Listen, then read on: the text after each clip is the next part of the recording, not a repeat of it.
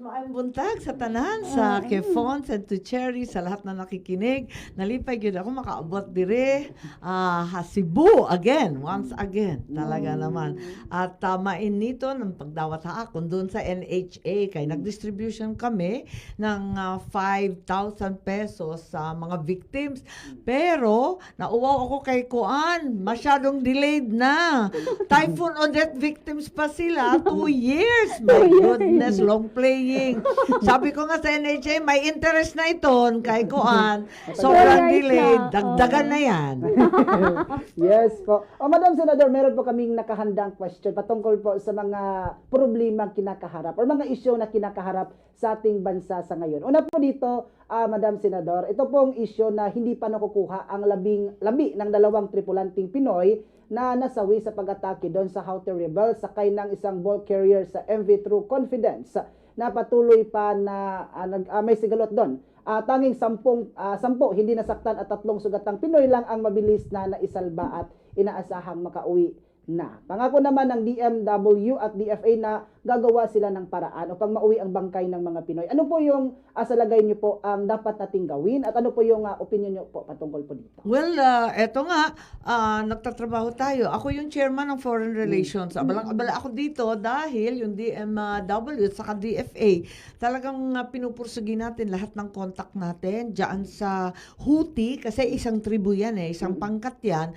at yung mga Iranian na gobyerno, wala naman tayong kaaway sa buong mundo. Kaya sabi ko nga, maninikluhod na lang tayo na kahit papano, wala namang pakialam ang Pilipino dyan sa Israel at Palestine. Bakit naman dinadama yung mga pobreng seaman natin na naghahanap buhay lang?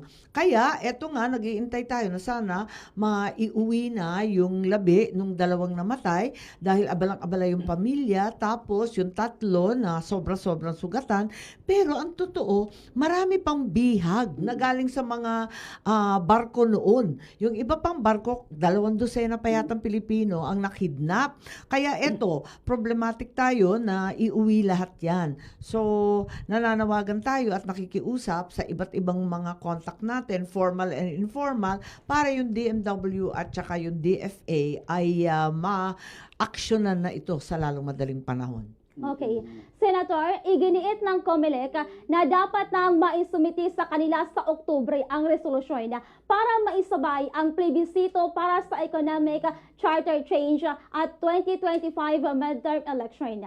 Magsisimula na raw kasi silang mag-imprenta ng balota sa Enero ng papasok na taon. Kaya dapat na itong bilisan.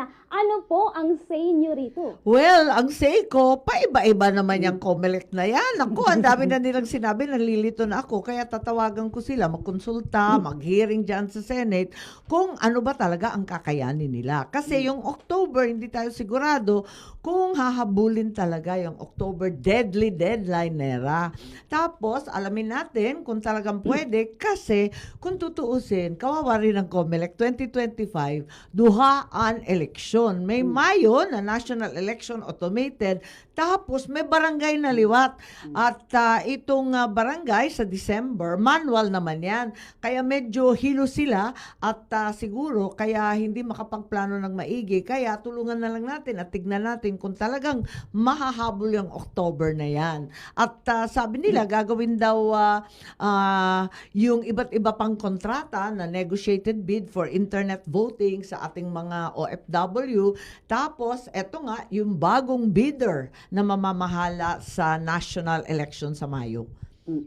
Ito naman po, Madam Senador, no? Kasi hinahagupit tayo ngayon ng sobrang El Nino ating bansa. Kaya sinabi ng Pag-asa na mananatili daw itong strong El Nino at hindi daw at higit daw ito mararamdaman sa Abril at Mayo at posible din magdeklara sila ng La Nina at lalong-lalo na naapektuhan ngayon ang ating mga magsasaka. Sa El Nino po, ano po yung mga aksyon na pwede natin gawin o hakbang o pagawin natin para matulungan po yung mga magsasaka po? Oo, kaluoy, yan, mag-uuman natin talaga are suffering. Hirap na hirap sila, kalisod kaayo ang agrikultura ngayon. Tapos, sa kabila pa ng presyo, ng abono, ng diesel, eto pa yung problema, the weather's not cooperating. Itong El Nino, tumutulong naman ng DA kahit papano. Kaya nga lang, hindi hata masyado na pagplanuhan.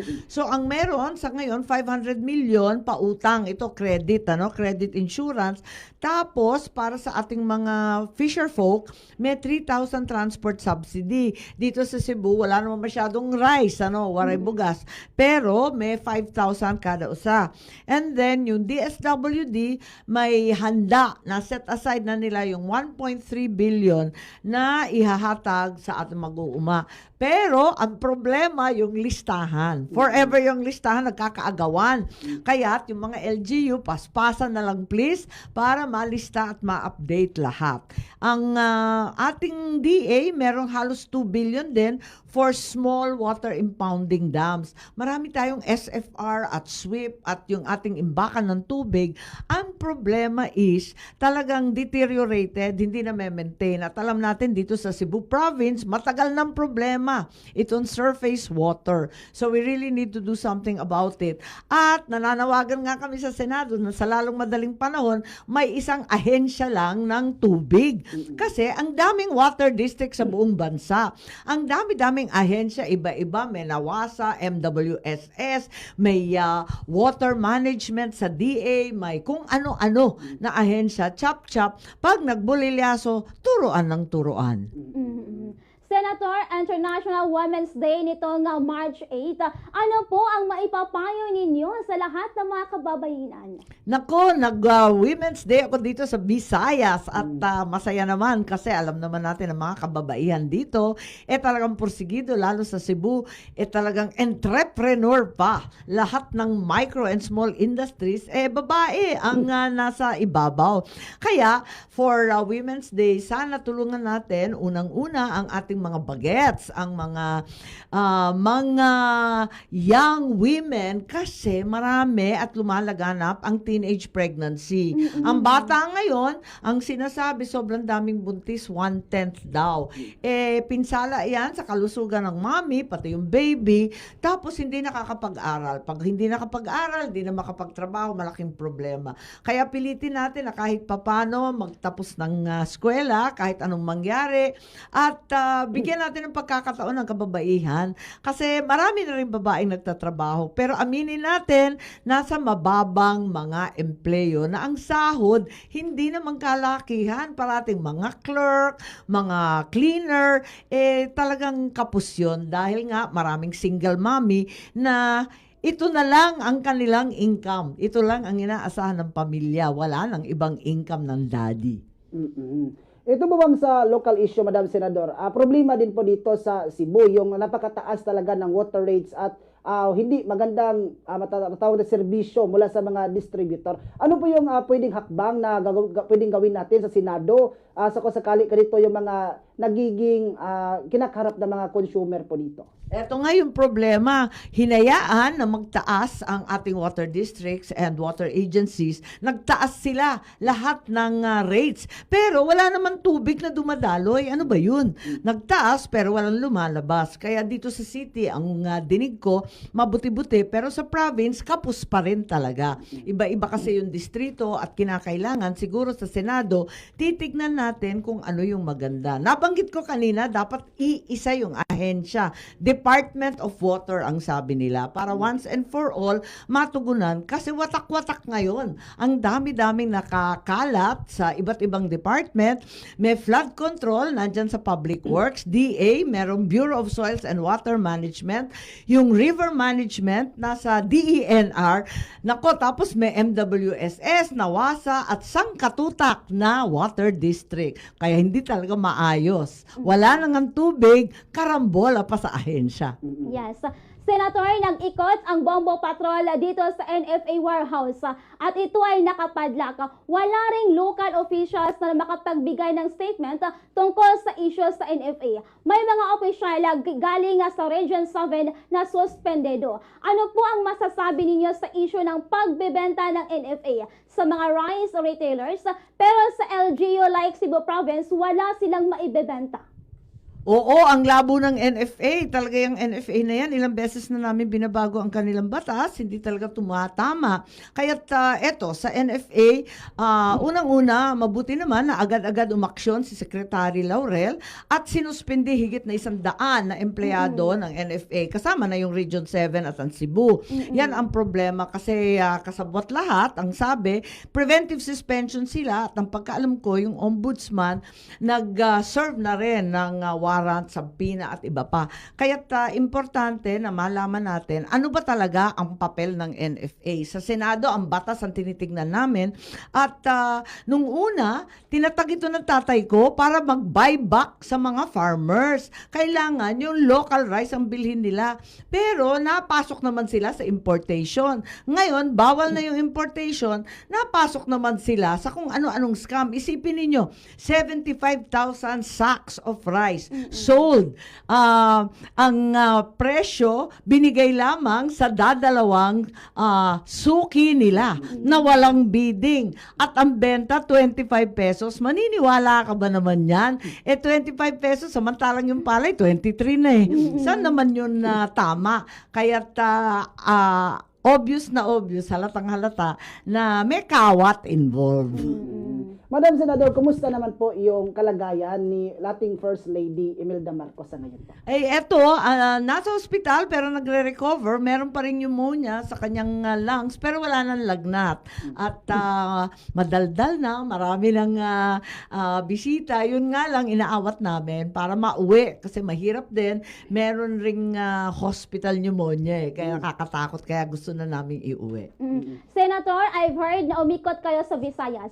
Ano po ang sadya ninyo sa pag-ikot sa Visayas? Well, maraming sadya dito sa Visayas. Unang-una, ang El Nino ay tumama na talaga sa Panay Island. Nakita namin sa Iloilo yan, sa Negros, kung saan napakadaming bigas na nasira at yun nga, naghihikaos yung ating mga farmers. So, isa pa, titingin rin ako dito sa educational assistance na binibigay ng DSWD kasi ito ay halos year 2 pa lamang na bukas na yung mga eskwelahan. So tignan natin kung ano, kasi nagpapalit-palit naman yung ating school year. Medyo nakakalito na eh.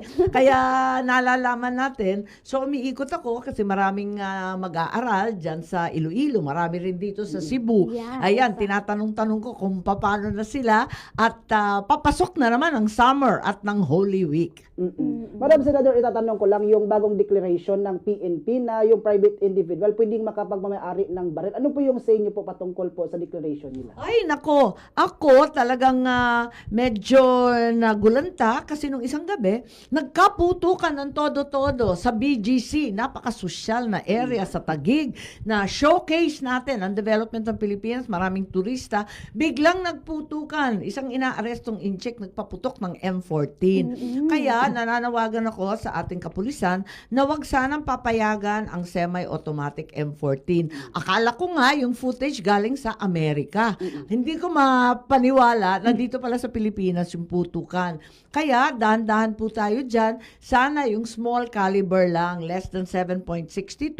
At para sa sports lang, yung mga rifle na yan, wag naman magkakalat yung mga yan. Dito sa Cebu, matagal nang uso ang paltik, pero wag naman yung semi-automatic. Oo. Senator, balikan ko kanina yung pag-ikot mo sa Visayas, sabi mo nakita mo na yung mga problema ng mga bawat lugar ng Visayas. Ano po yung pinakaunang tinitingnan niyo na solusyon sa lahat ng problemang nakikita po ninyo? Hindi, iba-iba kasi yung issue. Iba-iba Yung yung una issue. kong pinuntahan, itong Guimaras.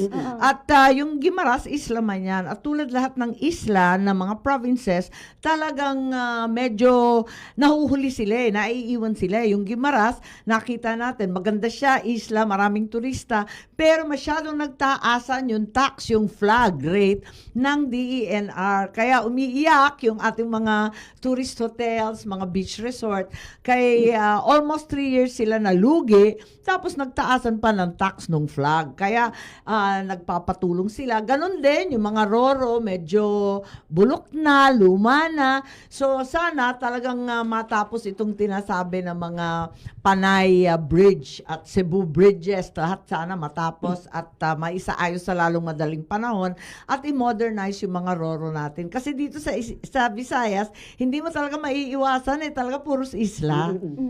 Yes. So, ito po last question, Madam Senador. Palagi na po na may sigalot o palagi na lang hinaharas yung mga tropa natin sa West Philippines. Ano po yung nakikita ninyong rason na pwede nating maagaw o mabalik sa atin yung ating teritoryo? Yes, eto nga, ang problema natin, nakakapikon, araw-araw halos may insidente at naaawa naman tayo talaga sa ating mga fisher folk. Ang problema, pikon na pikon ang ating mga kapitbahay na inchik. Pagkat sabi nila, talagang kumakampi tayo sa Amerikano sa tingin nila dahil magkakaroon ng napakaraming EDCA sites at nagkakaroon ng live fire sa ating mga balikatan exercise. Kaya, siguro, inaasar tayo ng bongga-bongga. Unang-una, sasabihin ko, kailangan